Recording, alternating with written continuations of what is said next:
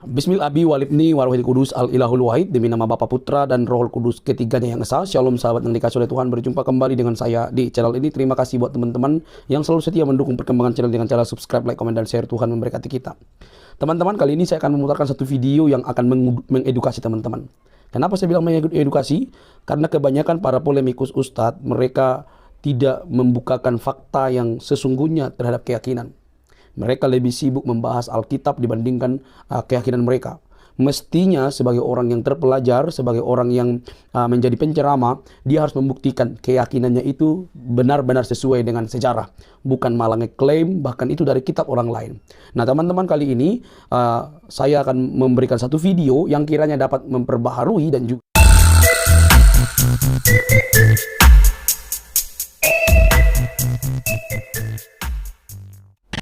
ya, ini sebenarnya kita mestinya nggak ada materi lagi ya, karena sebenarnya sudah selesai tadi ya. Tapi karena masih ada waktu ini, saya mengingat bahwa dalam publikasi yang diberikan, debat lintas agama, Historical Jesus. Jadi kalau memang ini debat lintas agama, dan tadi kita sudah berbicara dari sudut sejarah, saya sudah membuktikan bahwa ada banyak bukti Yesus mati dan bangkit, sementara Pak Kainama bersandar pada tidak ada bukti. Tapi yang saya ingin dengar dulu ya, sebenarnya pandangan Pak Kainama sendiri yang berdiri sebagai wakil dalam debat lintas agama, dalam hal ini adalah Islam, mungkin bisa jelaskan dulu seperti apakah pandangan Islam terhadap Historical Jesus ini, khusus kematian dan kebangkitan. Demikian Pak. Baik, bismillahirrahmanirrahim. Allahumma sholli ala sayyidina Muhammad wa ala sayyidina Muhammad. Saya bersama Ustadz Ipung masih ada satu hal yang saya simpan sebagai pegangan saya sebelum datang ke sini, yaitu rekaman suara dari yang sangat saya hormati Pak Pendeta Esra Soro, yang mengatakan bahwa tema debat ini murni hanya bersumber dari Bible dan kekristenan, karena saya tidak mau masuk ke wilayah Islam, karena saya tidak mempelajari Islam dan saya tidak menguasai tatanan pengetahuan di dalam keislaman. Itu yang saya pegang sampai sekarang, sehingga sejak awal yang saya paparkan itu murni dari Bible.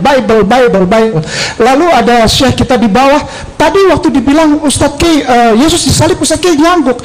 Itu berlawanan dengan akidah. Ustadz ngangguknya untuk apa? Gitu.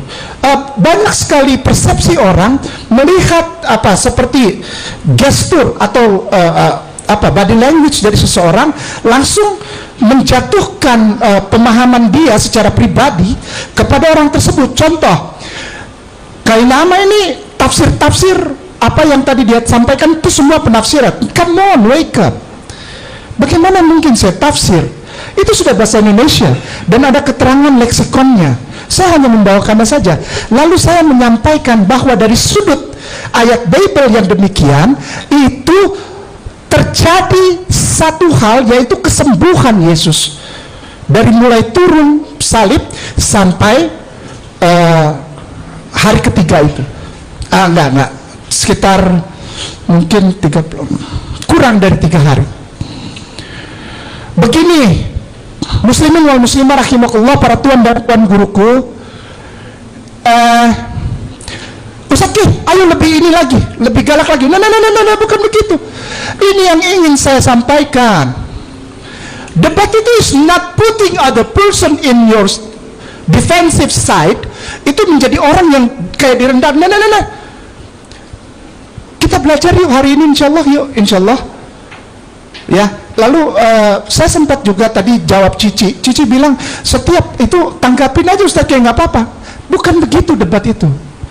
Debate, dialog, apalagi lintas agama. Terus tiba-tiba Pak Pendeta tanya, kalau dari sisinya sudah jelas. Di pembukaan tadi saya bilang, mungkin Pak Pendeta tidak mengerti bahasa Arab. A'udzubillahi minasyaitonirrajim. Bismillahirrahmanirrahim. Zalikal kitabu la raiba fihi huddal lil muttaqin. Tidak ada keraguan untuk apa? Bahwa Isa ibn Maryam itu wa ma qataluhu wa ma salabuhu walakin subhanallah. Itu buat kami. Tapi karena tidak diminta untuk melihat dari sisi Islam, ya saya tidak masuk ke ranah itu. Saya masuk ke ranah Bible. Bible bilang dia disalib, ya sok aja mangga. Nggak untung gue juga. Ngapain? Ya kan? Lalu dia bilang bahwa sebetulnya pembicaraan kita sudah habis. Betul, sudah habis. Karena apa? Karena yang saya hormati Pak Pendeta Isra Suruh tidak membantah satu ayat pun tentang medical term yang tadi saya sampaikan. Tidak dibantah sama sekali. Karena begitu beliau mau masuk ke ranah itu, nanti akhirnya jadinya audiens melihat bahwa Pak Pendeta membangun satu pandangan bertentangan di dalam ayat Alkitab sendiri. Pak Pendeta yang bangun, bukan saya. Di satu sisi dia ingin membantah ini, di sisi yang lain bertentangan. Secara alamiah, muslimin wal muslimah rahimahullah serta para tamu yang tidak beragama Islam, secara alamiah Anda melihat paparan Pak Pendeta itu bertentangan. Wallahi saya tidak. Saya hanya menyampaikan satu titik saja. Menurut Bible, Jesus survived from the crucifixion. Jesus survive from the crucifixion. Dan kalau itu tidak diterima, ya nggak apa-apa, gue nggak rugi, emang pikirin. Saya hanya menyampaikan itu, tapi tidak dibantah. Pak Pendeta bilang, saya akan memberikan bukti bahwa dia disalib. Ya monggo saja. Lalu orang-orang pada bilang, Ustaz Ki nggak ini, kurang tekan. Buat apa ditekan? Ini kan debat lintas agama, bukan cari kalah menang. Bukan cari yang satu salah benar, tidak. Sampai botak sariawan, udah botak sariawan lagi. Tidak akan ada yang menemukan Kristen itu salah, Islam itu salah, Kristen itu benar, Islam itu benar. Nah, tidak begitu kan? Ya enggak?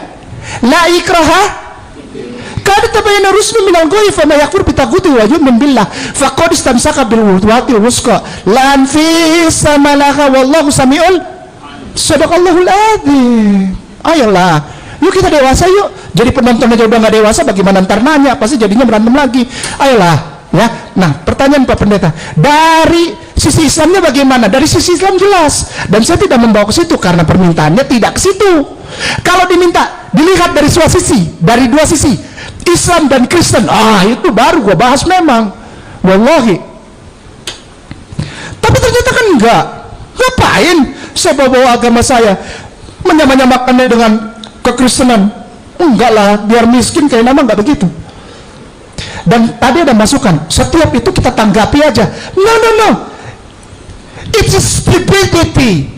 Itu satu kebodohan. Jika sesuatu yang tidak perlu ditanggapi engkau tanggapi, itu namanya kepo. Wake up. Ada beberapa hal yang disampaikan Pak Pendeta saya tidak mau tanggapi. Kenapa? Tidak perlu ditanggapi. Audiens yang menilainya gitu loh. Ayolah, cerdas sedikit, mature. Dewasa sedikit sayang. Yuk, jangan norak, jangan lebay, ya. Saya menyampaikan Jesus survive from the crucifixion with apa? Medical treatment in the first place. Sekali lagi, medical treatment in the first place. Kalau yang nggak ngerti cara sendiri, Google Translate, cepetan. Ya. Lalu Pak Pendeta menyampaikan, aku menyampaikan bahwa ada bukti sejarah dari kata historical Jesus. Saya bilang yang saya bacakan itu Bible, Pak. Dan semua Kristiani percaya dan mengimani bahwa Bible itu dihormati oleh Muslim seperti saya sebagai juga sumber sejarah. Wake up! Itu sumber sejarah dan harus dihormati. Lalu Pak Pendeta akhirnya bingung sendiri kan? Dia bilang, ya ada sisi yang sejarah, ada sisi yang eksplisit. Come on.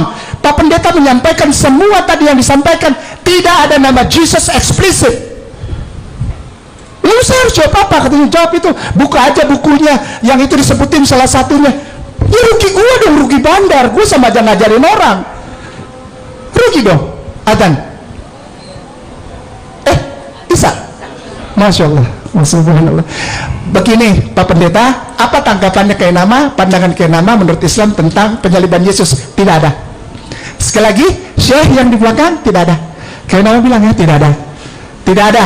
Wa ma qataluhu wa ma salabuhu. Kita mengimani itu karena zalikal kitabul la raiba fi hudalil muttaqin.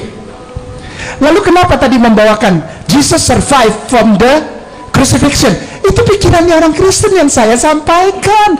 Ngerti ya sih, masa bolot-bolot amat sih? Jangan bolot, pintar dikit. Kainama menyampaikan apa pandangan Bible yang dilihat secara historically oleh orang umat Kristen. Demikian, syukron katsiran.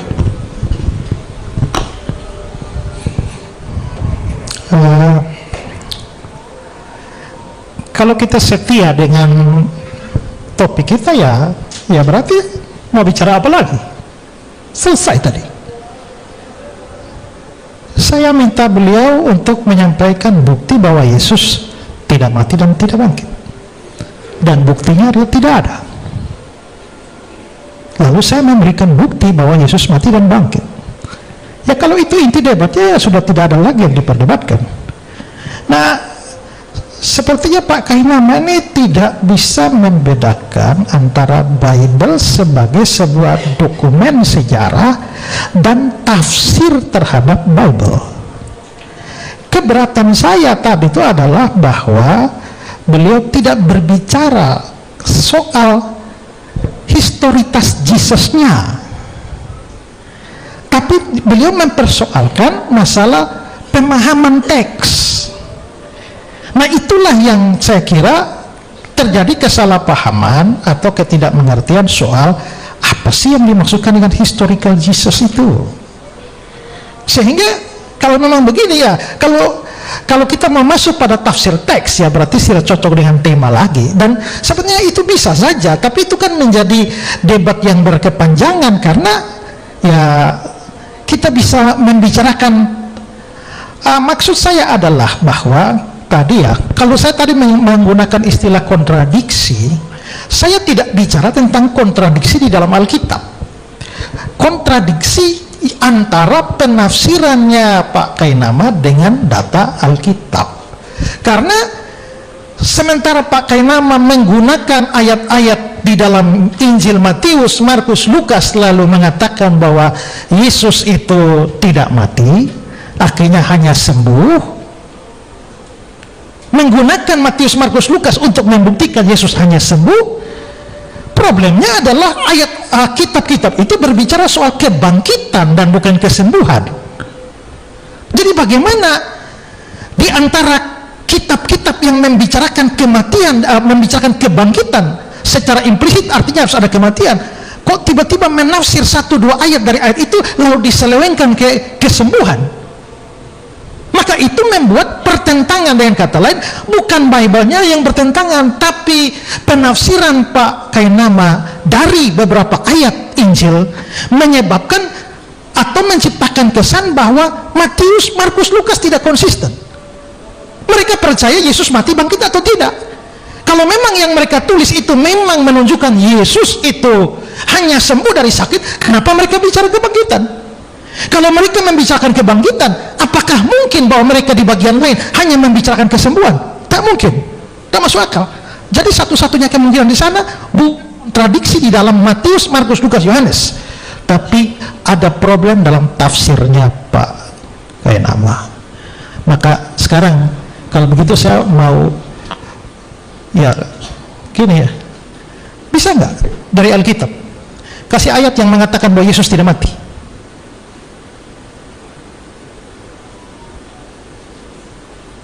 Silakan. Oh, saya? Ya. Baik. Yohanes yang tadi yang saya bacakan itu, masa saya mesti ulang lagi, Pak? Yang mana yang mengatakan Yesus tidak mati itu yang mana? Semua langkah-langkah itu menyatakan Yesus tidak mati, Pak Pendeta. Lalu ayat-ayat yang saya bilang tadi, saya kutip tadi dari Matius, Markus, Lukas, yang Yesus mati bangkit apa? Itu yang persepsi Bapak kan? Loh, eksplisit kok. Persepsi Bapak. Sabar dulu, ini waktu siapa yang berjalan? Loh, iya. Pas dulu, Oke, siap. Baik. Apakah saya tidak eksplisit ketika saya sebutkan ayat-ayat saya ada nama Yesus di situ? Eksplisit nama Yesus, tapi mengatakan Yesusnya luka lalu tidak mati, tidak eksplisit. Saya mempunyai ayat-ayat yang eksplisit Yesus mati bangkit, tapi Bapak tidak punya ayat eksplisit yang mengatakan Yesus tidak mati atau Yesus sembuh. Bisa tunjukkan? Menurut Bapak. Loh, Matius, Markus, Lukas, ayat begitu kok, bukan menurut saya. Ayatnya begitu kok.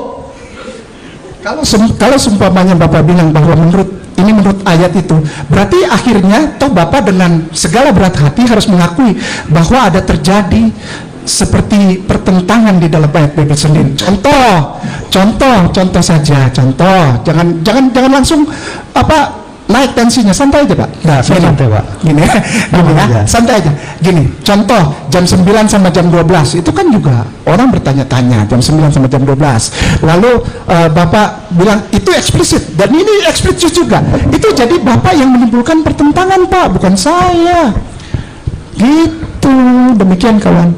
Oke? Kalau persoalan Yesus mati jam sekian, maka itu menjadi persoalan bukan Yesus mati atau tidak, tapi mati jam berapa. Kita tidak debat soal Yesus mati jam berapa, tapi Yesus mati atau tidak. Mau jam berapa itu problem lain. Tapi Yesus mati, dua-duanya bersaksi Yesus mati. Wow, mantap. Karena inti debat adalah itu, adalah mati atau tidak. Mati atau tidak? Ya, berarti apapun caranya dia mati nggak apa-apa. Gitu. Maksudnya? Ya temanya kan mati disalib. Ya, mati disalib memang. Kita bicarakan mati disalib. Bapak barusan bilang, wah kita nggak ngomongin apa-apa, pokoknya dia mati saja. Nah, kita tidak bicara jam. Ya Allah. Kita tidak bicara jam berapa mati, tapi fakta bahwa dia pokoknya harus mati aja. Ya, nggak peduli. Ada beda jam, ada beda cara, ada beda ini. Pokoknya dia harus mati. Nggak, tidak bisa beda cara. Karena Alkitab hanya punya satu cara, dia mati disalib. Tapi Bapak bawa Sanhedrin 43A, Bapakku, Bapak Pendeta, dan saya tahu tafsirnya. Sanhedrin 43A itu dilempar batu juragan. Allahu Akbar. Bapak mungkin kurang bermain, kurang jauh lihat tafsir. Iyalah, saya kurang jauh lah Pak, silakan jelasin. Karena kalau begitu Bapak membuat pertentangan di antara Talmud dengan tafsir Talmud lagi. Tadi Bapak udah bikin Bible bertentangan, sekarang Talmud diacak-acak lagi sama Bapak. Udah dibilangin dilempar batu Pak, dilempar batu sampai bonyok modar gitu. tapi Talmud juga bagian awal bicara digantung Pak. Kan beda kan? Beda lagi. Kalau begitu beda. Bapak yang bikin beda, ini beda. Ini beda Bapak, bukan saya. Bukan Pak. Talmud mengatakan demikian. Dan Talmud bukan kitab suci saya.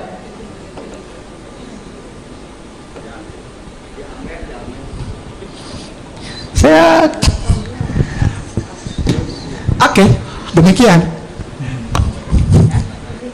Saya kira juga nggak bisa ada lagi yang diperdebatkan lagi. Tidak ya? Yang akan menjadi debat kusir sebenarnya itulah debat sebenarnya tadi sudah berakhir. Maaf ya Pak ya, tadi kan Bapak bilang di pertama ini debatnya sudah berakhir. Ya saya bersyukur karena apa? Karena tidak ada sanggahan untuk secara historical ya, bukan tafsir. Tapi saya baca dan saya runut itu kata-kata itu, tidak Bapak sanggah sejak awal, tidak sanggah satu ayat pun tentang contoh tentang Smyrna, tentang aloe. Bapak tidak sanggah itu. Apa akibatnya 30 kilo itu dibalur sama tubuh Yesus? Bapak tidak pernah sanggah. Tapi Bapak ingin tunjukkan. Sementara begini Pak, saya yang bikin muter itu Bapak, bukan saya. Saya dari tadi diam aja kok Pak. Ini yang saya nggak mau. Maka itu saya nggak mau ada satu ini langsung minta ditanggapi. Nanti jadinya muter. Kebiasaan banyak orang dalam berdebat, jika memang ingin lari dari satu paparan di depan dari seorang yang membuka paparan, dia bawa ke tempat lain. Saya nggak mau gitu. Nah kan jadinya gini kan, dia bilang mana tunjukkan eksplisit, nanti dia bilang ini eksplisit, ini sejarah. Ada beberapa tempat di dalam Bible yang ini sejarah, ini bukan. Lewat lagi. Tidak ada pertentangan dalam ayat Bible 9 sama 12. Kita lihat lagi. Lalu beliau bilang pokoknya harus mati. Tapi bukannya Sanhedrin. Begitu dia bilang, kita lihat tafsir Sanhedrin. Gimana? Antum yang buka, antum yang muterin di situ gitu Pak Pendeta. Kalau saya enggak, kalau saya polos-polos saja. Dibilang Yesus dibalur 30 kilo sama atau Smyrna dan aloe, ya udah saya ikutin alurnya, gitu aja. Kalau memang nggak terima ya nggak apa-apa, bilang aja saya tidak terima itu dan ini bantahannya tidak. Tapi dari tadi enggak, Bapak tampilkan surat-surat apa orang-orang yang udah lama itu. Contohnya, udahlah kita buka aja yuk, iseng yuk, kita buka ya, supaya nggak puyeng. Tadi dan bilang buka aja bukunya satu, ya bukalah, buka aja satu. Siapa? Oh ini namanya Profesor Paul Hoffer. Dia adalah profesor di Amerika Serikat. Prof. Paul Hoffer, Flavianum Testimonium. Paul Hoffer namanya itu. Profesor itu. Bukan kayak nama. Kayak nama nggak bikin ribet, kayak nama lempeng-lempeng aja lah. Anak priuk nih, nggak pusing.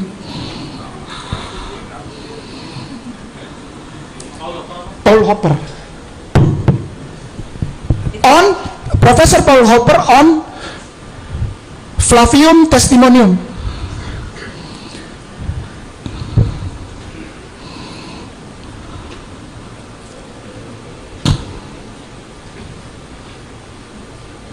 Mana Flavium Testimonium? Oh, habis, nggak ada. Kita buka bukunya.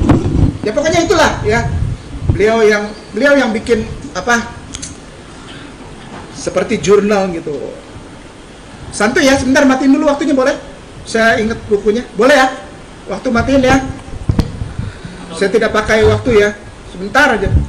Jangan marah lah, santuy aja lah. Ya, santuy. Testimonium Flavianum, bukunya tentang Testimonium Flavianum. Ini dibikin ribet amat ya, santuy aja. Testimonium Flavianum. Nah ini dia nih, ntar ya.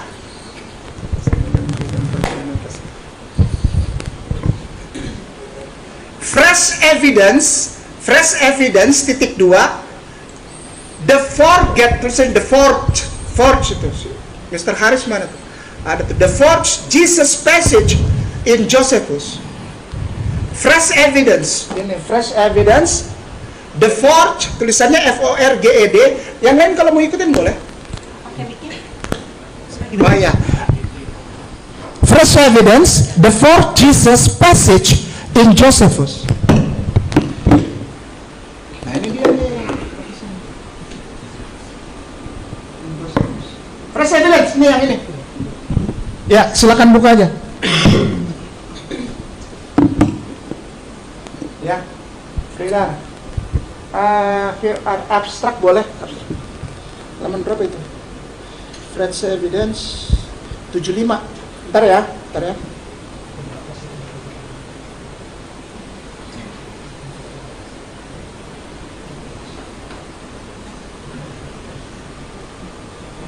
Itu dari Paul Hoffer. Paul Hoffer adalah profesor di Carnegie Mellon ya, University. Udah pensiun.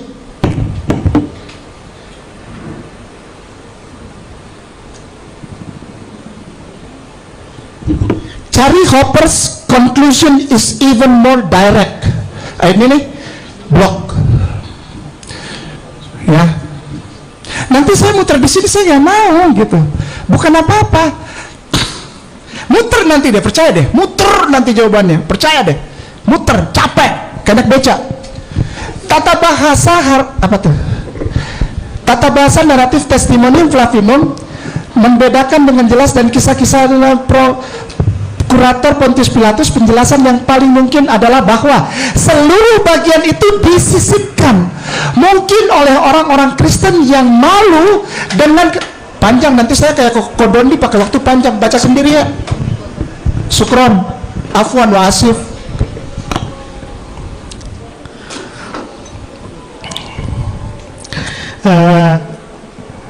Sebenarnya apa yang ditunjukkan itu tidak punya nilai apa-apa. Ya memang. Kenapa? Karena saudara ingat yang saya omong sebelumnya tentang tulisan Yosefus itu. Saya sudah bilang bahwa ada 3 pandangan. Pandangan pertama mengatakan semuanya ditulis oleh Yosefus. Kita bisa mencari ahli-ahli yang mengatakan begitu. Pandangan kedua ada yang mengatakan bahwa semuanya bukan tulisan Yosefus. Afwan, minta maaf Pak Pendeta. Bapak Pendeta bilang ada 3 pandangan. Ya kan? Kalau saya pakai salah satunya boleh enggak? Ya makanya saya baca. Oke. Masya Allah. Jadi ya, nanti kita lihat. Jadi pandangan pertama semuanya ditulis Yosefus, pandangan kedua semuanya tidak ditulis Yosefus, pandangan yang ketiga beberapa bagian di dalamnya terindikasi itu bukan dari Yosefus. Nah, sekarang mana yang paling mungkin? Ini memang terjadi perdebatan di kalangan para sarjana, tapi pandangan nomor 1 dan nomor 2 itu adalah pandangan minor. Jadi kalau yang diangkat tadi menunjukkan ada satu orang yang mengatakan demikian, ya wajar saja karena memang minor. Tapi mayoritas pandangan dan justru tulisan-tulisan terbaru dari para pakar itu memilih pandangan ketiga yang dipersoalkan. Sekarang saya mau kasih tunjuk tulisan Yosefus ini ya, supaya saudara mengerti apa yang jadi persoalan itu. Bisa ini?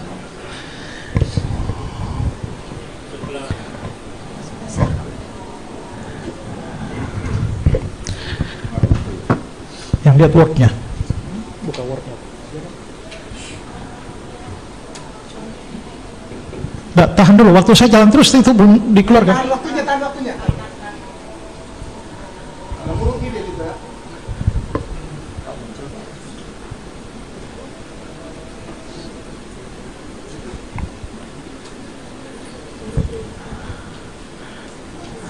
Nggak bisa ya?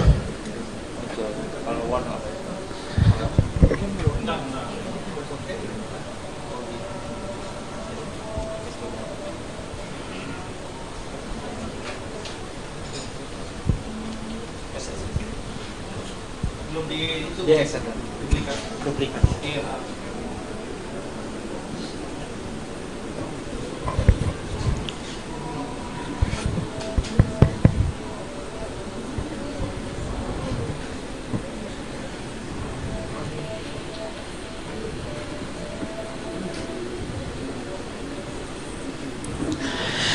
Ya, saudara ini lihat kata-kata Flavius Josephus ya. Demikianlah kira-kira pada waktu inilah Yesus seorang manusia bijaksana, kalau boleh menyebutnya seorang manusia, karena dia adalah seorang pelaku pekerjaan yang luar biasa, seorang guru yang mengajarkan kebenaran sedemikian rupa sehingga orang menerimanya dengan sukacita. Dia menarik banyak orang Yahudi kepadanya dan juga banyak orang Yunani. Orang ini adalah Kristus. Dan ketika Pilatus telah menyuruh menyalibkan dia, oleh karena dakwaan para pemimpin di antara kita, mereka yang sejak semula telah mengasihinya tidak meninggalkan dia. Karena dia menampakkan diri dalam keadaan hidup kepada mereka pada hari yang ketiga. Nabi-nabi Allah telah berbicara tentang hal ini dan ribuan hal lainnya yang menakjubkan tentang dia. Dan bahkan sampai sekarang pun kaum Kristen, demikian mereka dinamakan berdasarkan namanya, belum juga punah. Nah, mengapa para sarjana itu memilih pandangan ketiga? Karena dari hasil penelitian sejarah, saudara lihat yang saya kasih warna merah, itu yang diragukan keasliannya. Karena apa? Ini Yosefus ini bukan orang Kristen. Ya. Ketika dikatakan kalau boleh menyebutnya seorang manusia, menurut para kritikus, kalau Yakobus itu seorang Yahudi, tak mungkin dia mempunyai pandangan semacam ini. Juga kata-kata berikutnya, orang ini adalah Kristus. Yakobus sebagai orang Yahudi tak mungkin percaya Yesus sebagai Kristus, karena itu dianggap sisipan. Lalu bagian yang ketiga, karena dia menampakkan diri dalam keadaan hidup kepada mereka pada hari ketiga dan seterusnya, kalimat yang warna merah di bawah itu juga dianggap sisipan. Jadi memang ada dugaan kuat bahwa memang itu disisipkan oleh orang Kristen perdana. Tapi semua yang hitam itu asli dari Yosefus, dan termasuk yang kasih warna biru, Pilatus telah menyuruh menyalibkan. Itu tidak pernah diragukan dan itu tidak pernah dipersoalkan di dalam perdebatan tentang di kalangan para sarjana ahli Yosefus. Dengan kata lain, abaikanlah yang merah-merah itu memang, kalau memang kita mau memastikan itu sisipan orang Kristen. Tapi bagaimana dengan yang biru? Pilatus telah menyuruh menyalibkan dia, dan semua manuskrip Yosefus itu punya kalimat itu. Dengan kata lain, Pilatus telah menyuruh menyalibkan dia, itu tidak diragukan. Dan karenanya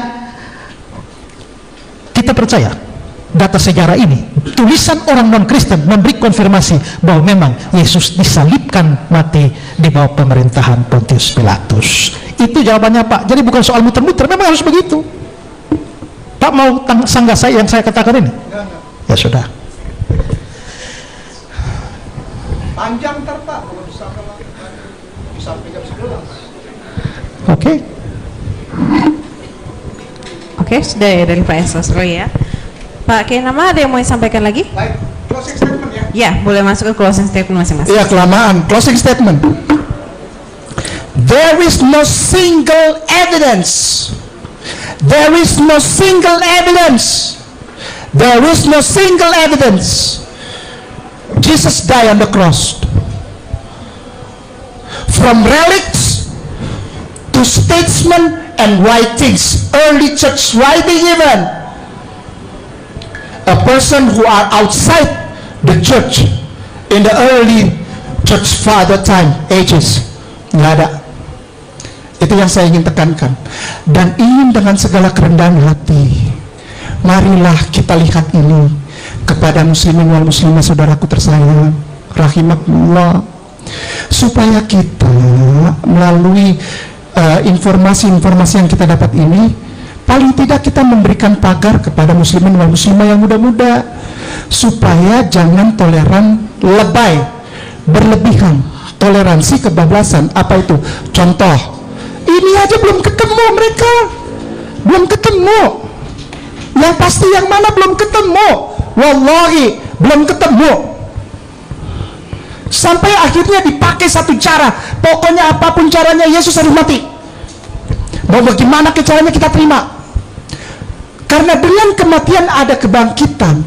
Kalau orang ngomong masalah lahir, itu bisa digoyang dikit lah. Clementinus of Alexandria udah tulis segede-gede alem gambreng bahwa juragan ganteng itu lahirnya antara springs sampai summer, April sampai apa gitu. Itu Bapak Gereja Clementinus dicuekin sama mereka. Tetap Desember 25 tetap udah dikasih tahu itu tuh Sol Dies Natalis Solis Invictum Deo, udah dikasih tahu, tetap kekeh, cuek mereka. Tapi kalau usik kematian, wow, ngamuknya minta ampun. Kenapa? Karena kalau tidak ada kematian Yesus di kayu salib, Kristen tidak ada. Jadi apapun yang disampaikan oleh orang, baik itu Kristen, cuma beda denominasi maupun apalagi Islam, kita menyampaikan ini untuk sampai kepada telinga dan hati saudara Kristen dan Katolik bahwa Islam sayang sama antua Yesus itu. Kita muliakan dia tidak mati terhina. Sampai ada yang bilang mati apa aja yang penting mati, itu terhina itu. Kita muslim tidak, kita muliakan Nabi Allah wa Rasulullah Isa ibn Maryam. Dengan jalan apa? Kita bertahan bilang tidak ada yang bikin dia mati, karena Allah memuliakan beliau, diselamatkan, diangkat dengan menggunakan tulisan-tulisan dalam Bible mereka sendiri. Dan mereka tetap tidak terima. Ya sudah, yang penting disampaikan dan insya Allah menjadi gambaran. Keke sureke bahasa Prancisnya, keke sureke, harus mati itu si gondrong. Nggak boleh. Kalau engkau cinta dia, mari bilang kamu memuliakan dia. Yang lahir 25 Desember itu di kandang, kau mau ikut menghina Rasulullah wa Nabi Allah Isa ibn Maryam, stop, bilang begitu. Karena Bapak Gereja juga tidak bilang gitu. Yang kedua, yang penting ini, wa ma qataluhu wa masalabahu walakin subiha lakum, pegang itu di hatimu. Kalau ada orang Kristen yang percaya itu, lakum dinukum waliyadin, yang penting aku sudah sampaikan. Karena apa? Kalau sumpahnya kita ngomong begini sama dia akan ambil beberapa poin lalu diputar di poin yang di luar daripada apa yang saya sampaikan. Contoh, saya sampaikan tadi, ini dilihat dari sisi medis, dan ini adalah sejarah, lalu mulai dibagi. Bible itu ada sejarah, ada yang bukan. Dijak putar, ya saya nggak mau. Di Priok itu jalannya lempeng dari pos 1, pos 8, pos 9 terus sampai Ancol. Nggak biasa muter-muter, saya puyeng. Saya ini Ambon itu nggak biasa, maka itu banyak orang Ambon jadi debt collector. Kita straight aja, kalau nggak suka ya udah, terima kasih banyak. Nih, tagihan 3 bulan, motor gue tarik apa enggak? Gitu kan, gampang aja kan? Gampang aja. Muslimin wal muslimah rahimakumullah. melalui dialog ini insya Allah kita bisa melihat saudara kita Kristen dan Katolik dengan imannya. Apa itu? Yesus harus mati. Benar? Yesus harus mati. Karena jika tidak mati, maka kebangkitan tidak ada dan penebusan dosa tidak ada. Bagaimanapun caranya, pokoknya dibikin harus mati itu anak orang. Anak Tante Mary dan Om Joseph. Harus mati itu anak. Muslimin wal muslimah rahimahullah. Kita kasih lihat sama saudara kita Kristen dan Katolik. Kita cinta Yesus. Kenapa? Kita tidak hinakan dia. Kita tidak perdebatkan kematiannya. Kenapa? Karena beliau mulia. Beliau diangkat oleh Allah Subhanahu wa Ta'ala. Ini perbedaan. Rahmatan lil alamin. Jangan bunuh orang yang tak bersalah, seperti ditulis dalam kitab Ulangan, Mazmur, dan Amsal. Orang benar tidak mungkin dibunuh. Tuhan menyelamatkan orang benar. Sampai segitunya mereka ingin Yesus mati. Saya gini ya, saya jadi ingat beberapa saat yang baru lalu, Pak Pendeta Esra Suru yang saya hormati bersama Pak Pendeta Budi Asali ada debat dengan Donditan, dan Pak Pendeta Budi Asali yang terhormat debat dengan Ibu Bunda Etika Ustazah. Saya dengerin, oh bagus ini bertahan dengan ini, bagus saya bagus gitu, bagus saja. Kenapa? Karena bertahan. Contoh Yesaya 53 ya, dan Mazmur 22 ya Bunda ya, ya 53 ya. 52 yang Pak Budi Pendeta bawain tuh ya, Pak Pendeta bawain 5213 tuh ya, 5213. Nah, Mazmur 22 itu dipakai untuk menjadi nubuatan. Tolong sebagai penutup, ini sisa 8 menit lagi. Dani, Ustadz bukain PSALMS 22. Dari tadi sebetulnya saya nungguin loh, dari tadi wallahi saya nungguin, ya Allah kalau boleh saya diajak baca ini. PSALMS spasi 22 in Hebrew, Mekon.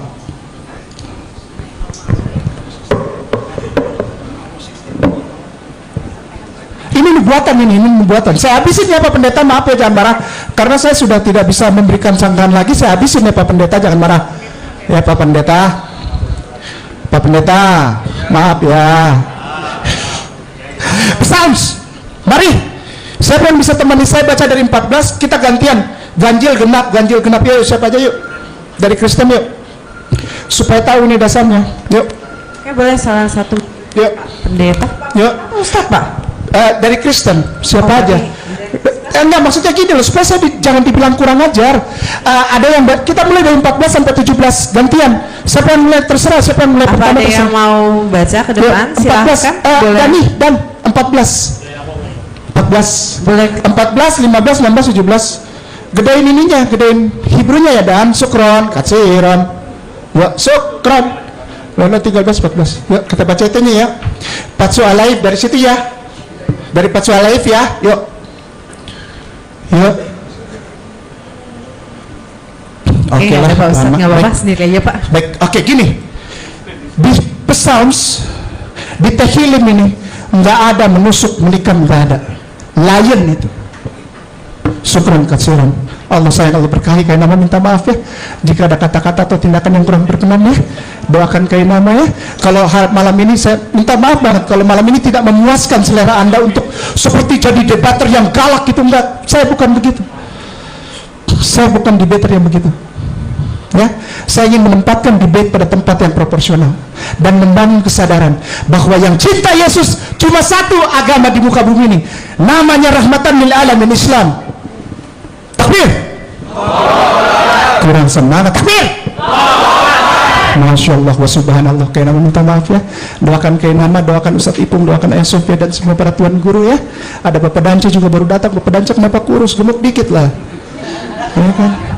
Mentang-mentang udah berhenti makan daun pepaya pakai, saya malu bilang kalau di Manado tuh daun pepaya pakai itu tuh, pakai gitu. Gitu. Ya, Allah sayang memberkati semuanya. Pak Pendeta, saya minta maaf jika ada kata-kata saya yang salah. Pak Pendeta, terima kasih banyak sudah berdialog dengan Kain Nama. dan semua pendeta serta para teolog, Pak Budi Asali, Pak Pendeta Emian, dan semuanya Allah sayang, Allah berkahi. Kita hidup di dalam negara Republik Indonesia yang saling toleran serta saling sayang, saling hormat sebagai a fellow countryman, sebagai saudara di dalam negara Republik Indonesia.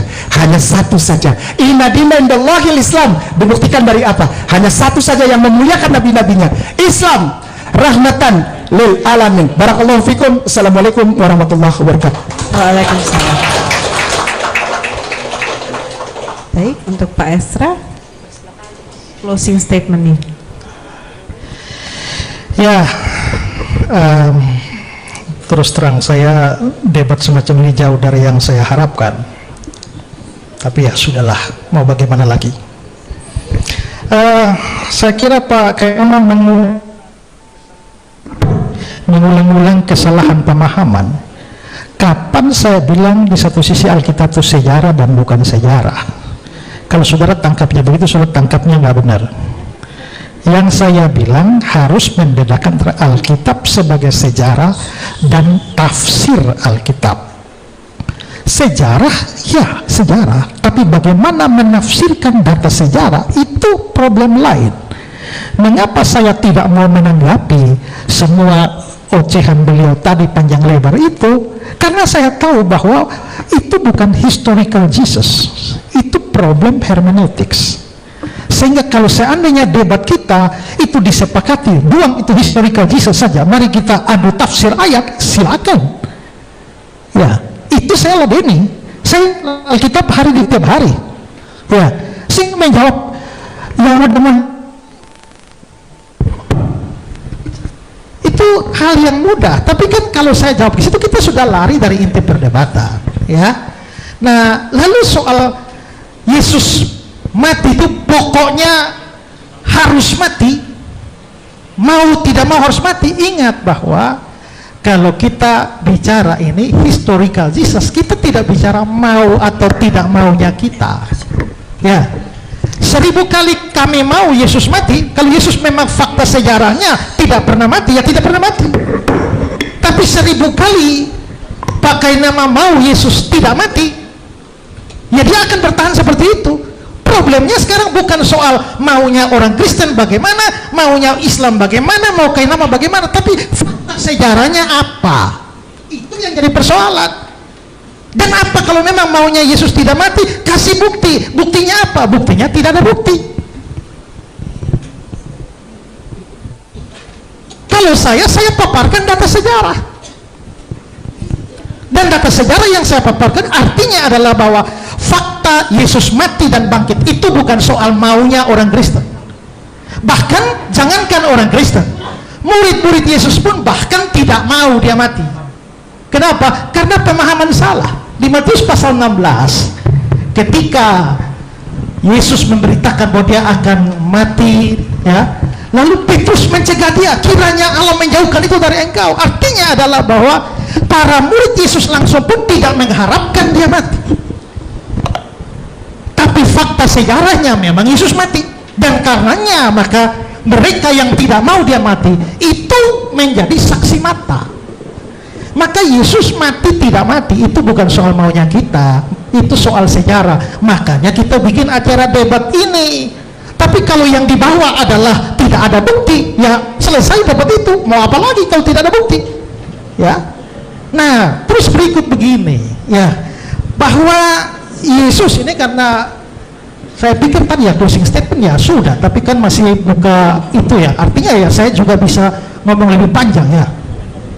Nah, sekarang ya, apa sih yang menjadi bukti orang Kristen ketika percaya atau waktu kita baca Alkitab kita percaya bahwa Yesus bangkit? Ya, pertama, Alkitab berkata kubur Yesus kosong. Waktu kubur Yesus kosong, apa yang dijawab oleh musuh-musuh Yesus? Mereka langsung bikin persekongkolan bahwa murid-murid itu mencuri mayat Yesus.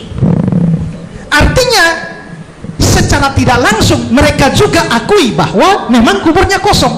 Karena itu mereka harus mencari alasan untuk menjawab fakta bahwa kubur kosong. Artinya kubur kosong Yesus itu diakui oleh para musuhnya. Nah, kalau memang kita sekarang berpikir secara logis bahwa apakah kubur kosong itu otomatis membuktikan Yesus itu bangkit? Belum tentu.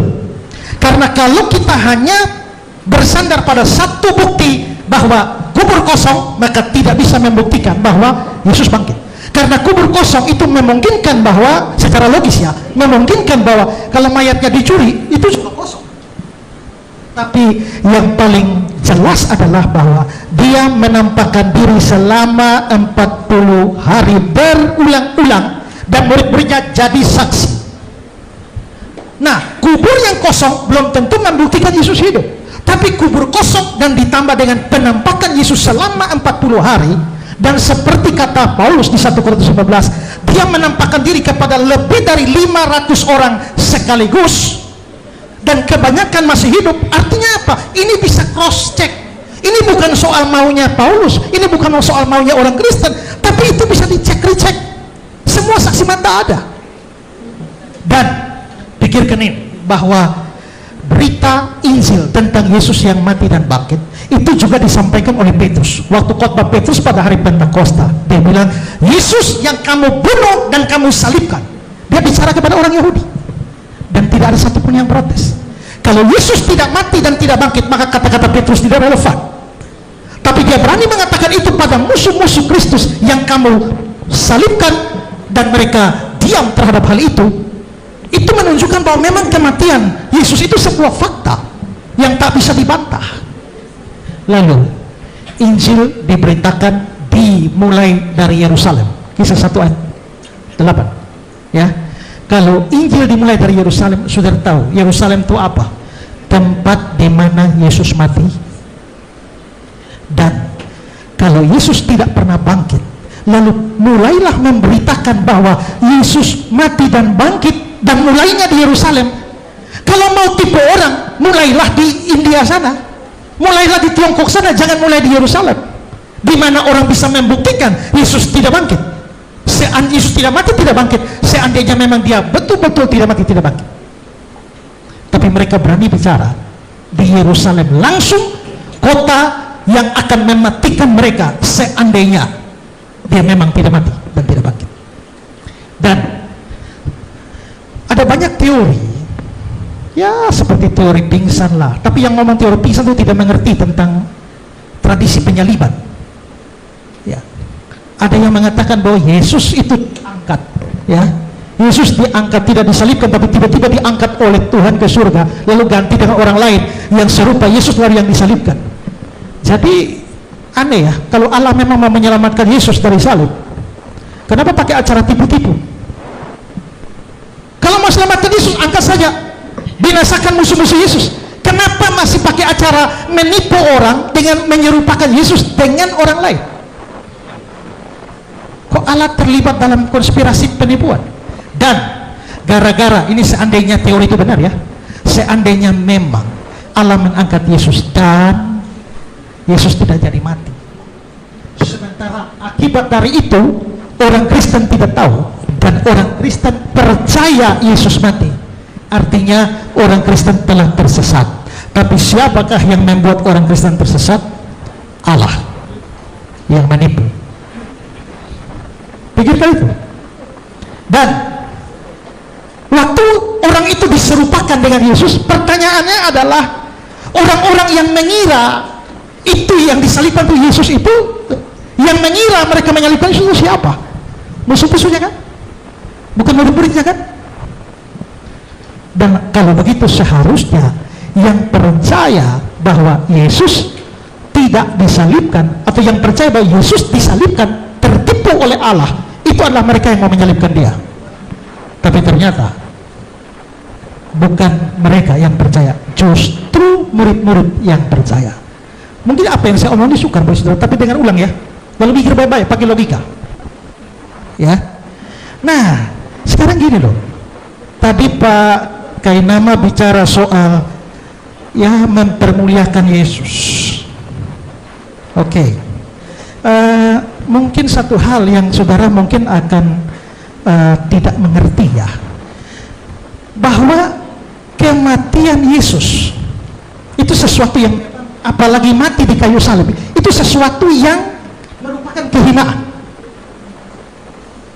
Maka Kristen menjadi agama yang paling lain di dunia karena dia menjadikan simbol yang adalah salib, yang adalah simbol aib, itu menjadi simbolnya. Penyaliban itu sesuatu yang buruk. Penyaliban itu sesuatu yang memalukan.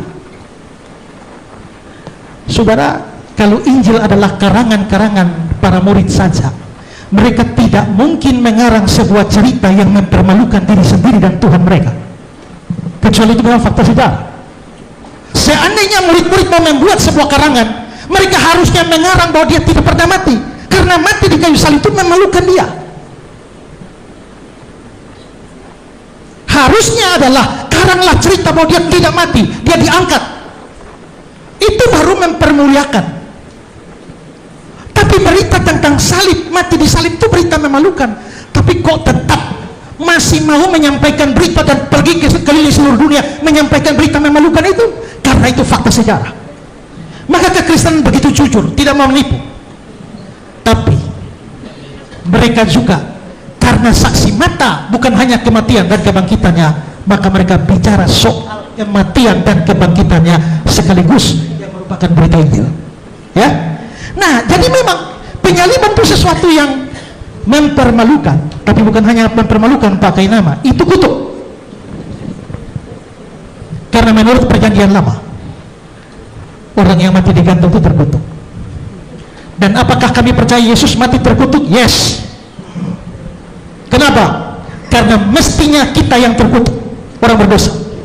Saya yang terkutuk, kalian semua yang terkutuk. Kita semua memang orang terkutuk karena kita orang berdosa. Tapi Yesus kenapa mati terkutuk? Karena dia mau menggantikan kita. Itulah sebabnya dia jadi kutuk. Tapi dan karena itu Yesus mati dalam kehinaan. Tapi kalau Pak Kainama tadi mengatakan bahwa dengan tidak mati maka orang Islam mempermuliakan Yesus, saya mau kasih baca satu ayat dulu ya, beberapa ayat ya. Filipi pasal 2, hendaklah kamu dalam hidupmu bersama menaruh pikiran dan perasaan yang terdapat juga dalam Kristus Yesus, yang walaupun dalam rupa Allah tidak menganggap kesetaraan dengan Allah sebagai milik yang harus dipertahankan, melainkan telah mengosongkan dirinya, mengambil rupa seorang hamba. Mengambil rupa hamba itu sudah rendah, menjadi sama dengan manusia itu sudah rendah. Dalam keadaan sebagai manusia dia telah merendahkan dirinya dan taat sampai mati, bahkan mati di atas kayu salib.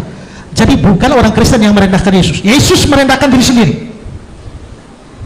Tapi apakah dengan demikian kita tidak mempermuliakan Yesus? Tidak.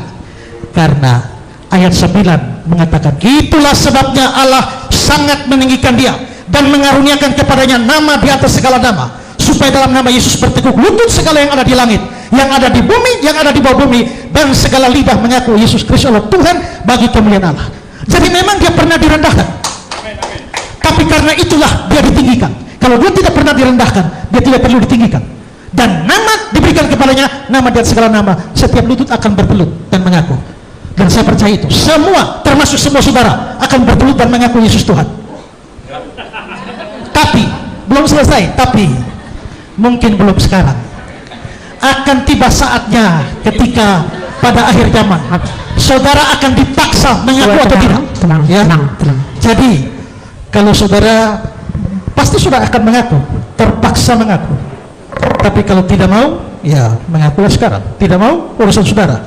Dan ingat, kalau Pak Kainama sampai mempunyai pandangan seperti itu Pak, menurut saya pantas Bapak jadi mualaf.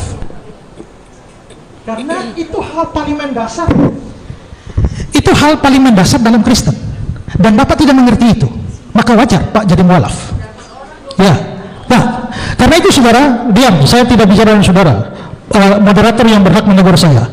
Dan karena itulah, maka menurut saya, ya, kita memang perdebatan kita akan berakhir. Tapi ingat ya, bahwa tadi saya sudah bilang Yesus mati itu penting untuk keselamatan. Saya menghargai saudara-saudara semua, termasuk Pak Kainama.